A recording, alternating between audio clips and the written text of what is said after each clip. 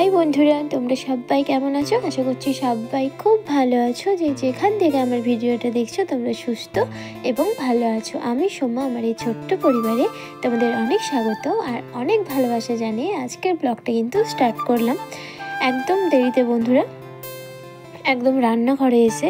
আর আজকে রান্না বসাতে বসাতে প্রায় 11:30 মতন বেজে গিয়েছিল। আজকে কিছু বাড়তি কাজ ছিল, সেই কারণে ব্লগটা একদমই সকাল থেকে স্টার্ট করতে পারিনি।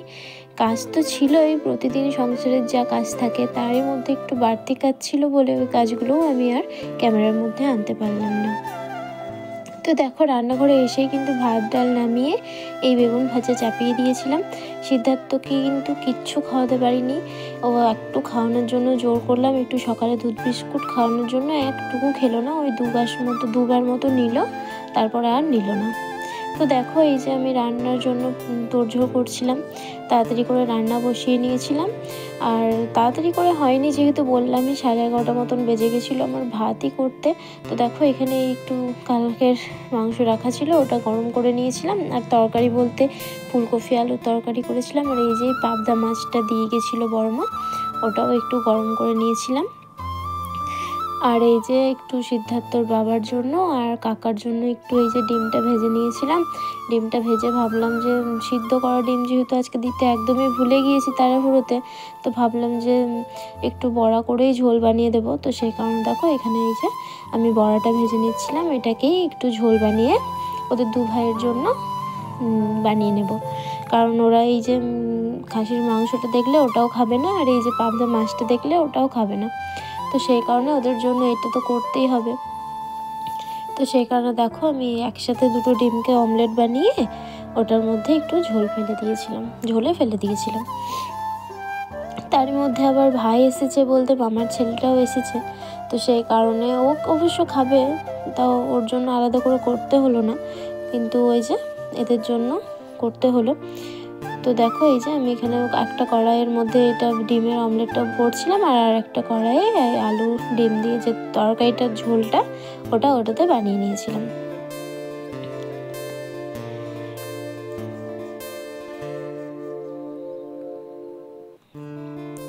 এই যে দেখো, ধুয়ো পুরো হয়ে গেছিলো যখনই ক্যামেরাটা অন করেছি।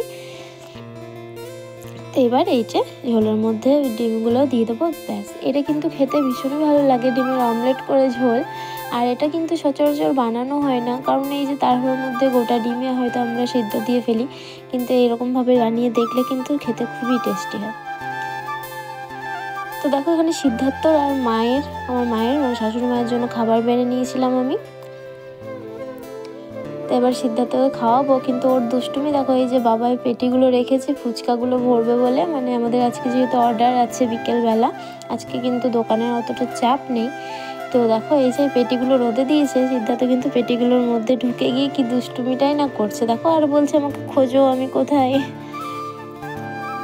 তো দেখো, প্রায় খাওয়া দাওয়া সেরে চলে এসেছিলাম আবারও রান্নাঘরে। প্রতিদিনের মতনই আজকে সেরকম কিছু ছিল না, শুধু এই সেদ্ধ করা মটরটা একটু মশলা দিয়ে হলুদ দিয়ে তেল দিয়ে একটু কষে নিয়েছিলাম। আর এই যে এখানে বাসনগুলো হয়েছিল, এগুলো একটু ধুয়ে নিয়ে আসবো।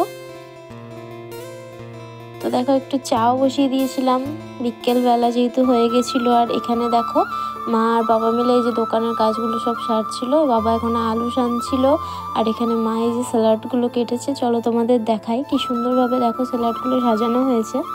এই যে আলুটার মধ্যে, এই আলুটা কিন্তু প্রথমে মশলা দিয়ে মাখানো হয়েছে, তারপরে এই যে পেঁয়াজ, তারপর শসা, মূলো, ধনে পাতা, তারপরে গাজর, ছোলা, মটর, বাদাম, এগুলো সব দেওয়া হয়েছে।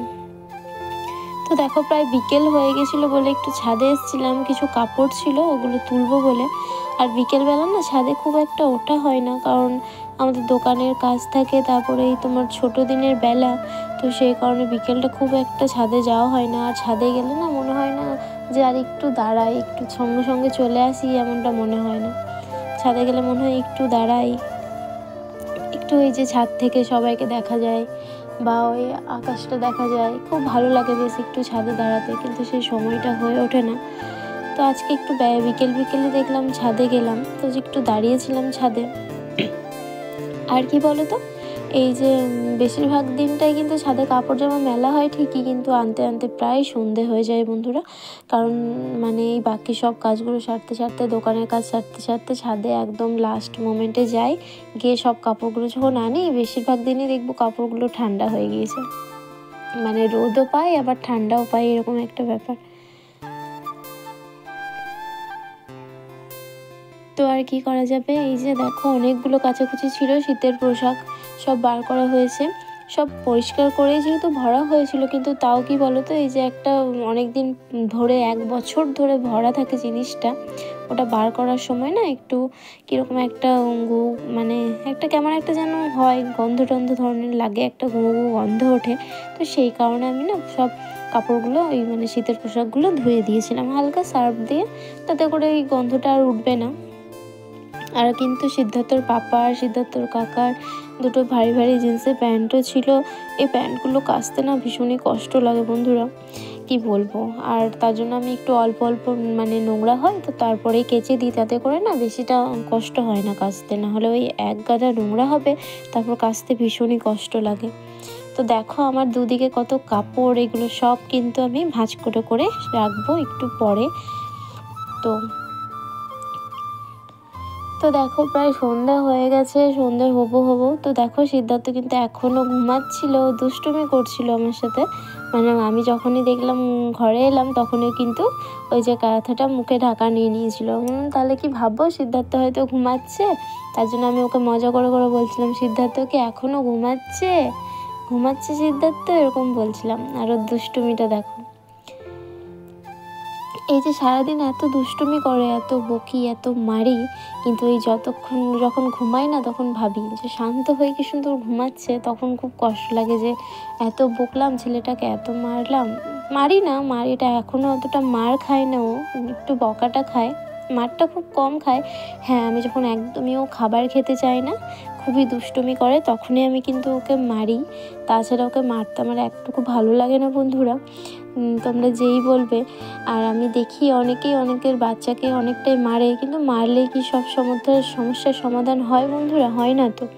তো সেই কারণে আমি ওকে মারি না, খুব কম। যখন আমি যে বললাম যে খেতে চায় না, খেতে না চাইলে আমার খুবই রাগ হয় যে কেন খাবারটা খাবে না খাওয়ার সময়, তো সেই কারণে। আর এই যে দেখো একটু ডেকে দিয়েছি বলে ঝোঁক নিয়ে নিয়েছিল। তো এই যে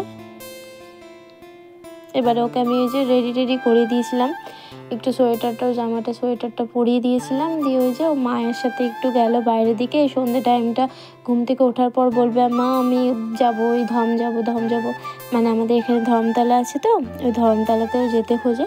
তো সেই কারণে ওকে ধর্মতলাতে মা একটু নিয়ে গেল, আমি এর ফাঁকে এই যে বিছানাটা একটু পরিষ্কার করে নেব, তো তারপরে সন্ধ্যে টন্ধে দেবো। বিছানাটা কি বলতো 2-3 বার প্রায় ঝাড়া হয়েই যায়, কিন্তু তাও না বালি আর যায় না। মানে আমাদের উঠোনটা যেহেতু বালি দিয়ে, তো সে কারণে উঠোন দিয়ে উঠে ঘর হয়ে আস্তে আস্তে না প্রচুর বালি ঢুকে। তো সেই কারণে যতবারই বিছানা ঝাড়ি কিছু না কিছু বালি তো থাকবেই। তো দেখো ওই হালকা করে একটু বিছানাটা গুছিয়ে নিলাম, যতটা সিদ্ধার্থ ঘুমিয়েছিল ততটা, আবার রাত্রে যখন ঘুমাবো তখন না হয় গোছানো যাবে। এখন আপাতত গুছিয়ে টুছিয়ে নিলাম। তো তারপরে এখন এবারে সন্ধ্যেটা দিয়ে দিতে হবে, কারণ রাত্রি প্রায় সন্ধ্যে গড়াতেই চললো। তো দেখো সন্ধ্যে টন্ধে দেওয়া হয়ে গেছিলো। আর এই যে দেখো এখানে মা আর আমি ফুচকা বেলতে বসেই গেছিলাম, 1 বস্তা প্রায় বেলা হয়ে গেছিলো, আরও 1 বস্তা বেলতে স্টার্ট করেছি সবে মাত্র। আর তারই মধ্যে সিদ্ধার্থ কিন্তু ওর বাবার সাথে ঘুরতে গেছিলো। আর এই যে দেখো একটা কুরকুরে নিয়ে এসেছিলো, ওই কুরকুরেটা নিয়েই ও দুষ্টুমি করছে। এই যে ও ঠাম্মার সাথে দুষ্টুমি করছে, ঠাম্মাকে দেবে না। তো বন্ধুরা আজকের ভিডিওটা কিন্তু এই পর্যন্তই, আবার দেখা হবে নতুন ভিডিওর সঙ্গে। ততক্ষণ সবাই ভালো থেকো, টাটা।